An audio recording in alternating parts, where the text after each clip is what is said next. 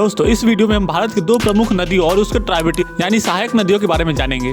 पहला है ब्रह्मपुत्र, जो तिब्बत से निकलकर अरुणाचल प्रदेश और आसाम से होते हुए बांग्लादेश में जाता है और वहां गंगा नदी से मिलकर बे ऑफ बंगाल में डिपॉजिट हो जाता है। इसके 8 सहायक नदियां हैं जिनमें से धनसिरी, लोहित और दिबांग ये लेफ्ट बैंक ट्राइब्यूटरीज है और राइट बैंक ट्राइब्यूटरीज में सुबनसिरी, कामेंग, मानस, संकोस और तीस्ता ये 5 नदियां आती है।